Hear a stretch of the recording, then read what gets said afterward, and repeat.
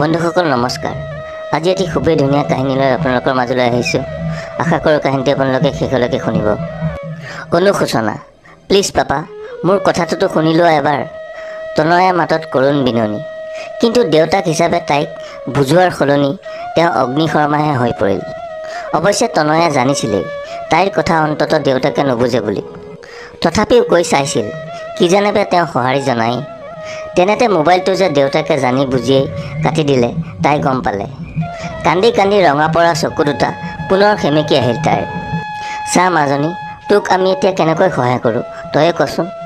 যাতে পাতে নিমিলা মাথো কেইবছৰমানৰ চিনাকি ল'ৰাটোলৈ বিয়া নহ'বলৈ আমি কম কৈছিলোঁ নে? তইতো নুশুনিলি, ওলোটাই আমাকে বাধ্য কৰালি তোৰ জিদ মানি ল'বলৈ। এতিয়া ফল ভোগ কৰিব লগা হৈছে তোৰ লগতে ময়ো। দেউতাকে ফোনটো কাটি দিয়াৰ পিছদিনা পুৱাতেই তনয়া মাকৰ লগত এই কথোপকথন। তাই ভাবি পোৱা নাই তাই এতিয়া কি কৰিব, ক'ত যাব।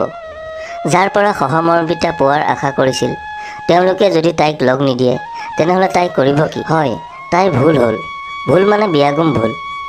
3 বছৰৰ অন্তৰংগতাটো তাই সুশান্তক চিনি নাপালে, যাৰ হৈ ওকালতি কৰি তাই বিয়াত বহিছিল।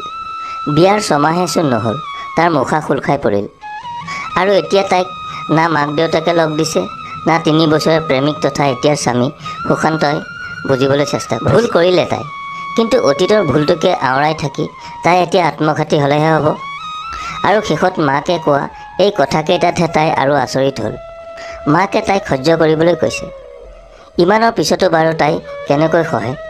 তাইৰ কাণত এতিয়াও বাজি আছে অহৰ্নিশে মাকৰ বুজনিবোৰৰ এটা এটা শব্দ। তোকতো আমি আকৌ কেনেকৈ ঘূৰাই আনো তয়ে কচোন। অলপ দিন যাবলৈ দে, ল'ৰা ছোৱালী হ'লে সি নিজেই পুনৰ আগৰ জেগালৈ আহি যাব। আৰু তই যে কৈছ মাকৰ কথাতে এইবোৰ হৈছে বুলি, তেওঁক অলপ ভালকৈ শুশ্ৰূষা কৰ। তেওঁতো বিচৰা নাছিল তেওঁৰ বোৱাৰী বেলেগ জাতৰ হওক বুলি। আৰু তাৰ দৰমহাও ভাল। তই 2 দিন চাকৰি নকৰিলেও একো নহয় দে। যিজনী মাকে তাইক স্বনিৰ্ভৰশীল হোৱাৰ আদিপাঠ দিছিল, যি আত্মসন্মান স্বাভিমান আদিবোৰৰ শব্দৰ লগত তাইক পৰিচয় কৰাই দিছিল, আজি সেইগৰাকীয়ে এনেবোৰ কথা কৈছে তাইক। তাই বুজিছে, ভালকৈ বুজি পাইছে যে অসমীয়া হৈ আন জাতিলৈ বিয়া হোৱাৰ বাবে তেওঁলোকে তাইক ইমানেই বেয়া পালে যে তাই আৰু কোনো অসুবিধাত তাইক লগ নিদিয়ে তেওঁলোকে কোনো কালে। মাকৰ লগত সেইটো ফোন ক'লেই তাইৰ শেষ কল আছিল। তাই আৰু কোনোদিনে মাক দেউতাকলৈ ফোন নকৰিলে, কিয়নো তেওঁলোকক ফোন কৰিও একো ফল যে নাপায় তাই ভালকৈ অনুমান কৰিব পাৰিলে। ৰন্ধা বঢ়া কৰি বেয়া পায় যদিও সংসাৰখন শান্তিৰে থাকক বুলিয়ে তনয়া আজিকালি কিটচেনত সোমাই বিধে বিধে বনায়। অসমীয়া ছোৱালী তাইৰ হাতত শাহুৱেকৰ জাতৰ ছোৱালীৰ দৰে সোৱাদ নুঠে। তাৰেই সুযোগত তাইৰ দোষ এসোপা সঁচা মিছা মিলাই ৰাতি অফিচৰ পৰা অহা সুশান্তক শাহুৱেকে লগায়। আৰু তাৰ পিছতেই তাইৰ দিনজোৰা পৰিশ্ৰম পানীত পৰে। হয় তাইৰ বনোৱা খাদ্য তাইৰ গালৈকে মাৰি পঠিয়াই সি, নহয় মাকৰ সন্মুখতে 2 পাত চৰ শোধাই দিয়ে। আৰু এদিনটো সুশান্তৰ পেণ্টৰ বেল ফুলি তাইক মৰিয়াইছিল বগৰাই বগৰাই। অথচ মাকজনী হৈও শাহুৱেকে একোৱে নকলে পুতেকক। সেইদিনাই শাহুৱেকলৈ বুলি মনতে পুহি ৰখা ন্যূনতম শ্ৰদ্ধাখিনিও নাইকিয়া হৈ পৰিল। তাই ভাবি আচৰিত হ'ল যে এইজনীও এজনী নাৰীয়েই নে? যেতিয়াৰে পৰাই তনয়া চাকৰিটো ৰিজাইন দিবলগীয়া হ'ল তাই বাহিৰৰ পৃথিৱীৰ লগত সম্পৰ্ক নোহোৱাৰ দৰে হ'ল। যি অলপ বন্ধু বান্ধৱী আছিল তাইৰ, সিহঁতেও তাইৰ সংসাৰত অশান্তি নহওক বুলিয়ে নিলগেই থকা হ'ল।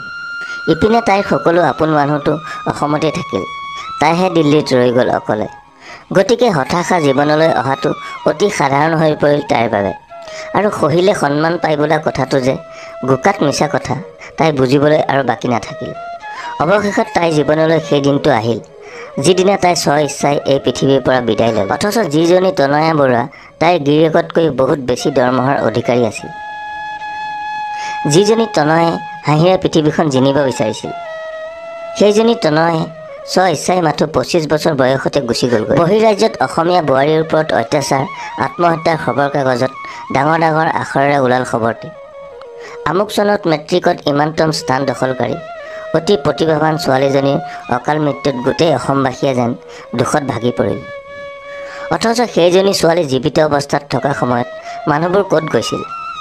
আৰু তাইৰ মৃত্যুৰ বাবে সকলোৱে একেমুখে গিৰিয়েক আৰু শাহুৱেকক জগৰীয়া কৰিলেও তাইৰ মৃত্যুৰ আঁৰত আৰু বহু মানুহ নথকা নহয়নে?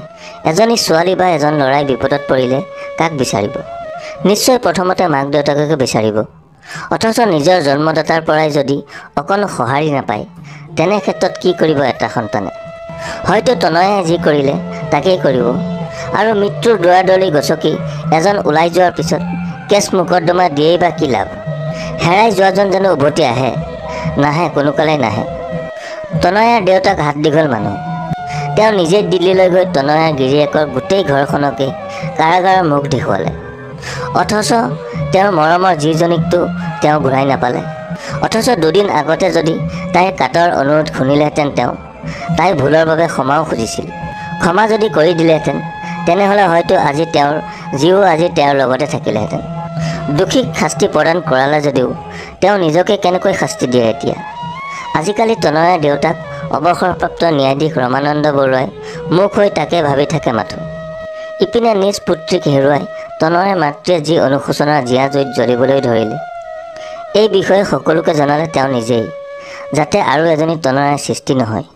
কাৰো ঘৰৰ ছোৱালী যাতে বোৱাৰী হৈ আত্মঘাতী হ'বলগীয়া নহয়। কোনেও যাতে নিজ জীয়াৰীক কেতিয়াও লগ এৰি নিদিয়ে, তাৰ বাবেও তেওঁ মহিলা সমিতিৰ সভাবোৰত মুকলিকৈ আহ্বান জনায় আজিকালি। লগতে সহ্যৰো যে এটা সীমা থাকে, সীমা অতিক্ৰম কৰিলে ৰৈ থাকি লাভ নাই, তাকো দোহাৰে আজিকালি। তাৰোপৰি আত্মসুৰক্ষাৰ কৌশলেৰে নিজ নিজ ছোৱালীক সুৰক্ষিত কৰাবলৈ আহ্বান জনায় সকলো। তথাপিও যেতিয়া মিটিংবোৰৰ শেষত তেওঁ ঘৰলৈ উভতি আহে, নিৰ্লগভাৱে ৰমানন্দ বৰুৱাক বহি থকা দেখে। ঘৰখনৰ বেৰবোৰত ওলমাই ৰখা তনয়াৰ ভিন্ন বয়সৰ ফটোবোৰ দেখে তেওঁ, যেন পুনৰ এক মৰাশলৈ পৰিণতহে হয়। আজিকালিতো অনুশোচনাৰ জীয়া জুইত বৰুৱা দম্পতী এনেকৈ জ্বলি জ্বলি জীয়াই আছে। কোনদিনা তেওঁলোকেও জীয়েকৰ পন্থাকে লয় তাৰ কোনো ঠিক নাই। বন্ধুসকল, আজিৰ কাহিনীটো ইমানেই। কাহিনীটো শুনি কেনে পালে কমেণ্ট কৰি নিশ্চয় জনাব। যদি ভাল পালে তেনেহ'লে ভিডিঅ'টোত এটি লাইক কৰি দিবলৈ নাপাহৰিব। আৰু চেনেলটো যদি প্ৰথম ভিজিট কৰিছে তেনেহ'লে চেনেলটো ছাবস্ক্ৰাইব কৰি বেল আইকনটো প্ৰেছ কৰি থ'ব, নিতৌ এনেধৰণৰ কাহিনী পাই থাকিবলৈ। আজিলৈ আহোঁ, আকৌ লগ পাম নতুন এটি কাহিনীৰ সৈতে। ধন্যবাদ। জয় অসম।